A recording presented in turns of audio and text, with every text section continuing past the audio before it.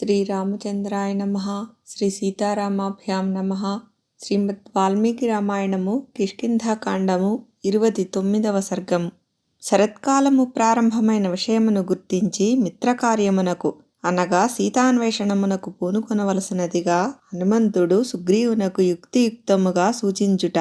మారుతి మాటలను ఆదరించి ఆ కపిరాజు సేనలను సమీకరింపుమని నీలుడు అను సేనాపతిని ఆజ్ఞాపించుట. హనుమంతుడు మెరుపులు మేఘములు లేకుండా నిర్మలముగా ఉన్న ఆకాశమును చూచెను. అది బెగ్గురు పక్షుల కలరవములతో నిండియుండెను. పిండి ఆరబోసినట్లు వెన్నెల వ్యాపించి ఉండుటచే మనోహరముగా ఉండెను. అంతట మారుతి వర్షాకాలము ముగిసి శరత్కాలము ప్రారంభమైనట్లును అది సీతాన్వేషణకు తగిన సమయమనియు గుర్తించి వెంటనే సుగ్రీవుని కడకు వెళ్ళెను.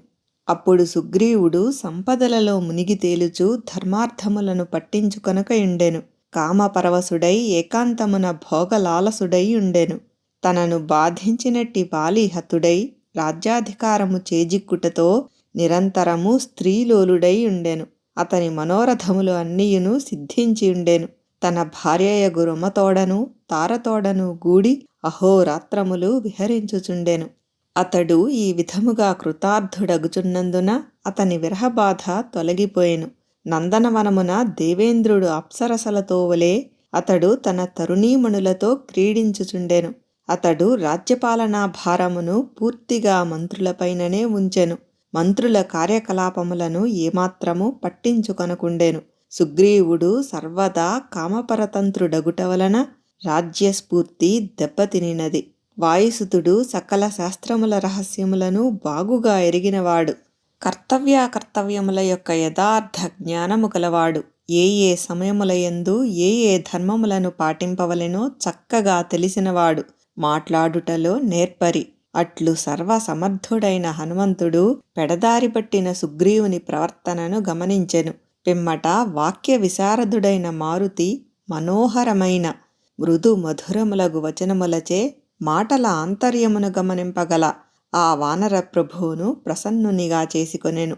పిమ్మట అతడు ప్రభువు యొక్క హితమును గోరుచూ ఆయనతో పెక్కు వచనములను పలికెను. అవి సత్యములు, ప్రయోజనకరములు, సామమార్గమున ధర్మార్థ నీతియుక్తములు, శాస్త్ర ప్రమాణ బుద్ధితో గట్టి విశ్వాసముతో పలికినవి, ప్రభువుపైన ఆదరాభిమానములతో ప్రియముగా నుడివినవి. పూజ్యుడవైన ఓ ప్రభూ, నీకు రాజ్యాధికారము ప్రాప్తించినది. కీర్తి ప్రతిష్టలు అబ్బినవి. వంశపరంపరగా వచ్చుచున్న సంపదలు వృద్ధి చెందినవి. మిత్రులకిచ్చిన వాగ్దానము ప్రకారము వారి కార్యక్రమములు నిర్వర్తింపవలసి ఉన్నది. మిత్రులకు చేయవలసిన సహాయమును అనగా ప్రత్యుపకారమును సకాలములో చేసి సన్మార్గమును ప్రవర్తించువానికి రాజ్యము, యశస్సు, పరాక్రమము వృద్ధియగును. అట్లుగాక విలంబము చేసిన వానికి విపరీత ఫలములే కలుగును.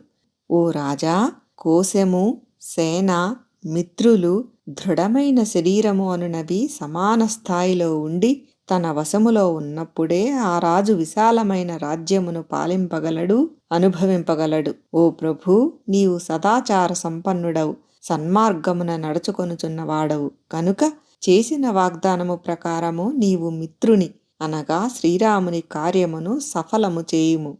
సమస్త సుఖభోగములను పరిత్యజించి మిక్కిలి ఆదరముతో ఉత్సాహవంతుడై మిత్రుని కార్యము సఫలమనర్చుటకై పాటుపడువానికి ఎట్టి అనర్థములను ప్రాప్తింపవు. సకాలములో మిత్రుని కార్యసాధనకు పూనుకొనక సమయము మించిన పిమ్మట ప్రయత్నమును ఎంత గొప్పగా చేసినను దానివలన మిత్రునకు ఎట్టి ప్రయోజనము కలుగదు. మహావీర శత్రుసూతన, శ్రీరాముడు మనకు పరమమిత్రుడు. మనము ఆయన కార్యమును సాధించి పెట్టవలసి ఉన్నది కనుక వెంటనే సీతాన్వేషణకు పూనుకొనవలెను. ఇప్పటికే కాలాతీతమైనది. రాజా, సీతాన్వేషణకు ఇది తగిన సమయమని శ్రీరాముడు ఎరుంగును. అందుకై అతడు త్వరపడుచున్నాడు కూడా. ప్రస్తుతము ఆయన నీపై ఆధారపడి ఉన్నాడు. ప్రాజ్ఞుడైనందున సమయము మించిపోవచున్న విషయమును నీకు గుర్తు చేయుటకు అతడు వెనుకాడుచున్నాడు. శ్రీరాముడు నీకు ప్రాణమిత్రుడు. మీ వంశోన్నతికి అనగా నీ అభివృద్ధికి ఆయనయే హేతువు. అతుల ప్రభావశాలి, సహజముగానే సాటిలేని సద్గుణములు కలవాడు. ఓ వానరేశ్వరా, ఆ మహాత్ముడు ఇదివరకే నీకు మేలు చేసియున్నాడు. కావున నీవు వెంటనే ప్రత్యుపకారము చేయుటకు పూనుకొనుము. సీతాదేవిని వెదకుటకై వానర ప్రముఖులను ఆజ్ఞాపింపుము. రాముడు ప్రేరేపింపక ముందే ఆయన కార్యమును ప్రారంభించినచో మనము కాలాతీతము చేసినట్లుగా పరిగణింపడు. కానీ ప్రేరేపింపబడిన పిమ్మటనే మనము కార్యోన్ముఖులమైనచో కాల విలంబమునకు మనమే బాధ్యులమగుదుము. నీకు ఎట్టిమేలు చేయనివారికినీ ఉపకారము చేయి స్వభావము నీది. వాలిని వధించి నీకు రాజ్యమును సంపదలను లభింపజేసిన శ్రీరామునకు సహాయపడవలసిన విషయమున ఇక చెప్పవలసినది ఏమున్నది? వానరములకును భల్లూకములకును ప్రభు అయిన ఓ సుగ్రీవా, మహాశక్తిమంతుడవు గొప్ప పరాక్రమశాలివే అయినను శ్రీరామునకు ప్రీతిని గూర్చెడి సీతాన్వేషణకు వానరులను ఆజ్ఞాపించుటకై నీవు ఇంకనూ సిద్ధపడవేమి? ఆ రఘువీరుడు తన బాణములచే సురాసురులను నాగులను లొంగదీసుకొనుటలో మిక్కిలి సమర్థుడే అయినను నీవు చేసిన ప్రతిజ్ఞ మేరకు కార్యసిద్ధికై ఎదురుచూచుచున్నాడు.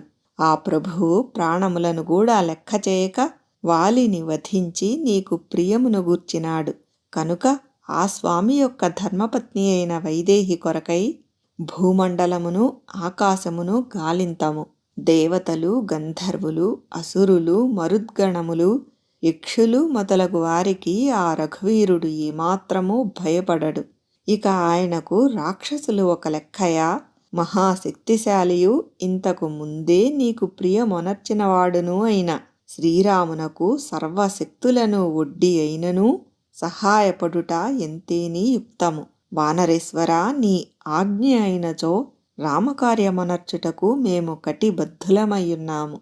అధోలోకముల యందు గాని ఈ భూమండలమున గాని జలములలో గాని కడకు అంతరిక్షమున గాని మమ్ములను అడ్డుకొనగల మొనగాడెవ్వడు.